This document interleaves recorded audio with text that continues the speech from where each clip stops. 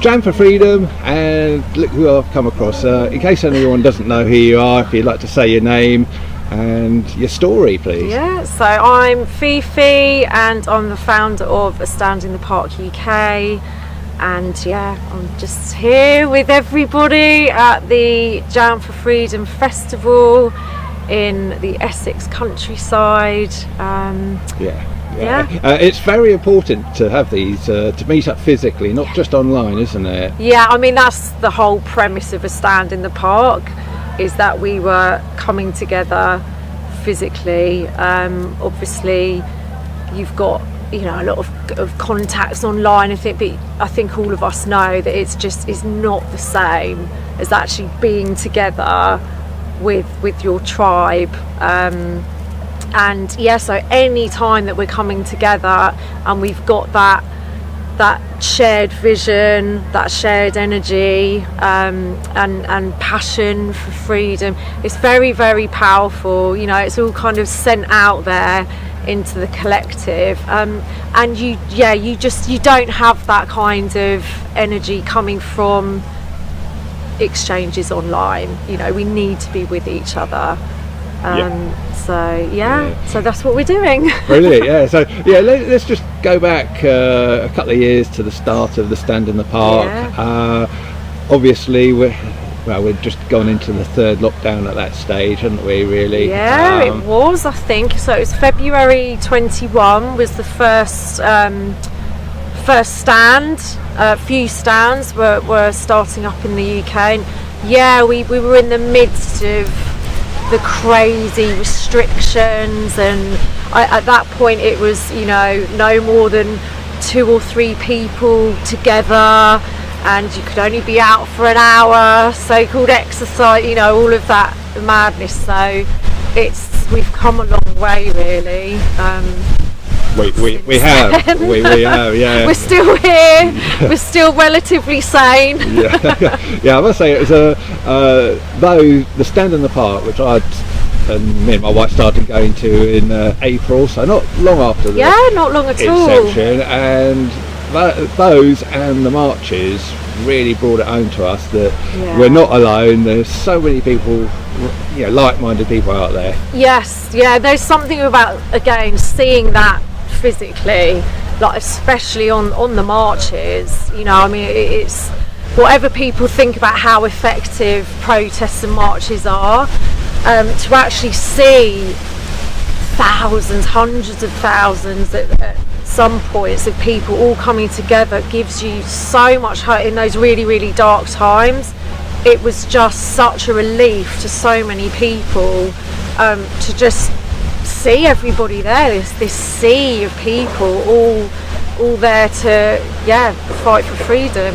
Yeah, it's fantastic. Yes, and we've made friends through the Stand in the Parks, and people we've met on the marches. And I can't remember who it was, but in one of the talks we heard one of the positives.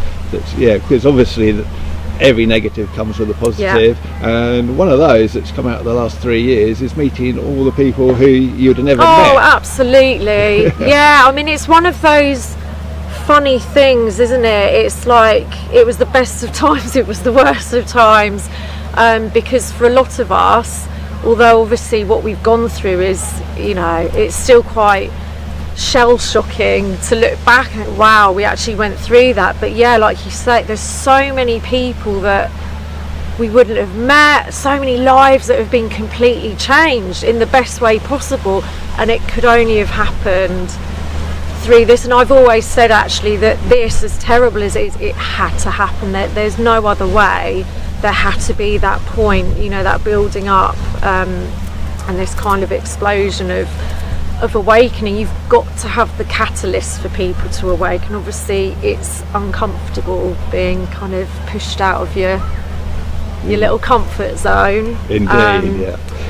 So what are the future plans for the Stand in the Park? Well, we're still standing. I mean, I think, you know, the stands are constantly evolving and growing, so there's so much that has come from them and continues to. So I think it's really just, we, as long as this is going, as long as the agenda is still rolling out, we will be there. I think, you get these kind of lulls where it seems like, oh well, we're not locked down, we're not under huge restrictions, and so things seem to quieten down also on the protest front, but we know that things are coming down the pike. It's not gone anywhere, it's not going anywhere, but we've got these foundations now, so the stands are there, people know they're there, and the parks will fill again once, like the numbers were before, even more, because it will be a necessity. Indeed, yeah. Where I check the Stand in the Park sort of Telegram groups every day, and and we've got this early warning radar thing now, so we can spot nonsense from a mile off, and we'll be back on it just like that. And we've found our people. That's the main thing as well, is that whatever they throw at us, we're not on our own anymore. So we're already kind of prepared in that sense to meet whatever's thrown at us. But I guess we just keep doing what we're doing, and like I said, there's so much constantly from this gathering of people, of like-minded people. It's just created, whole other new communities, and all kinds of creative projects, and amazing stuff is going on. So it's all happening. It's just because things seem a little bit quiet on the surface at the moment, but people are kind of ready to galvanise when things hit the fan again, which they are guaranteed to, unfortunately. They will do, yes. And final question, just in case anyone doesn't know about Stand in the Park, where can they learn more?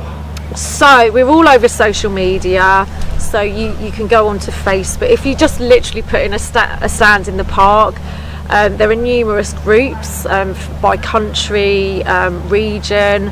There's a page as well, which is it's more international.